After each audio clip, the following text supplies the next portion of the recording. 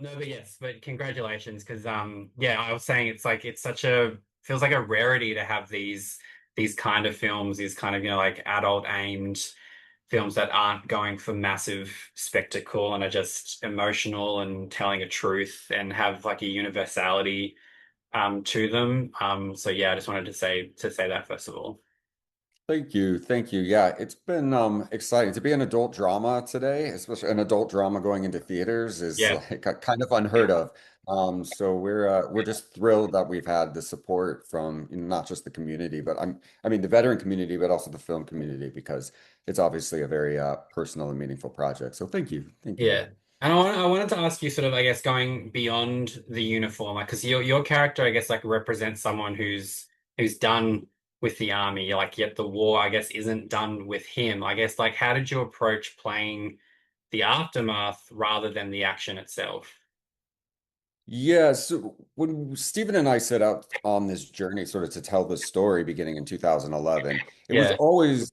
it was always about the war at home. Mm. Um, there were earlier versions of the script where we did have like combat scenes in it. Yeah.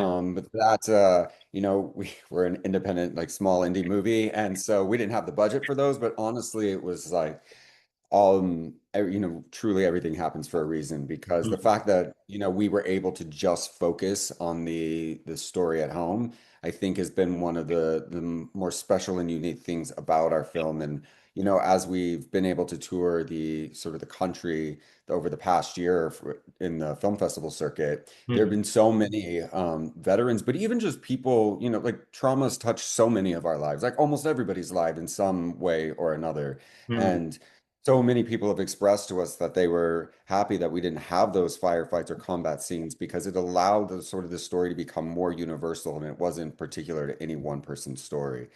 Yeah. Um, so so yeah, and I mean, and as far as like approaching it, it really was, we were it's unheard of in, independent filmmaking, but even filmmaking in general, to have 10 years to sort of Mm. live with these stories and collect and not only, like hear the stories, but to see how, the men and women that would share their stories with us 10 years ago, how they've grown and how their stories have really affected their lives over the past decade, I was really able to inform our performances or our storytelling as well. Yeah, I like because this isn't like it isn't a performance built off explosions or breakdowns. Like I guess like what's harder as an actor, like portraying visible trauma or like I guess like the damage that no one acknowledges.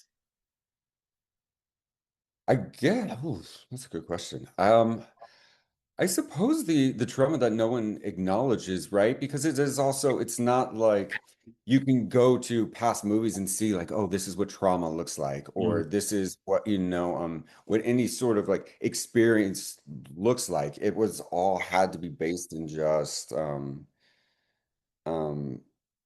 holding up a mirror and like really sort of trying to stay as authentic as possible to those hundreds and hundreds of stories that have been shared with us. Mm. As you were saying, like about the amount of stories that were being shared, I guess like because portraying military experience, there's like always the fear of getting it wrong. Like I guess Yeah. was there a detail either like physical, behavioral, or emotional, I guess that mattered to you the most to get right?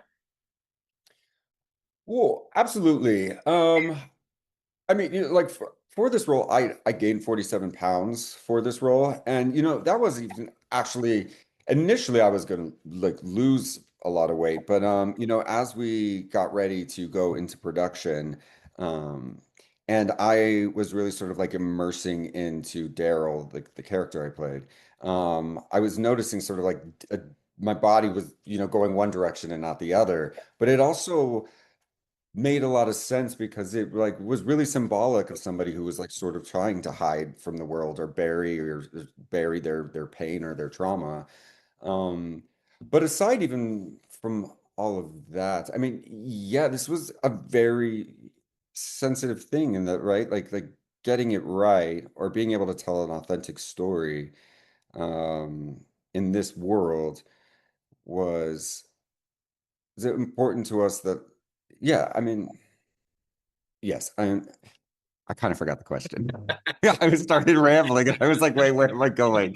That's all What right. was I was gonna say like when, as you said, talking about you putting on 47 pounds. I will say like when you came on screen, I was like, okay, Matt Dallas. I was like, that's not how I've remembered you. So it's like Yeah. it was a surprise to be like obviously it's one of those things where it's like that just adds to the authenticity of everything. It's like we're watching a character. It's like it was never a moment that I was like I'm watching someone act, if that makes sense, because it felt almost, I know the film, it felt almost like documentary in a lot of ways, just because there wasn't like a sheen on this at all. Like it felt very raw. It felt like we were almost like a fly on the wall on a lot of things, like uncomfortable, but in like a good way, because it's like I want to know what's happening with these people and I want to know the conversations. And but then I liked a lot of like the restraint with certain scenes and things like that. So yeah, it was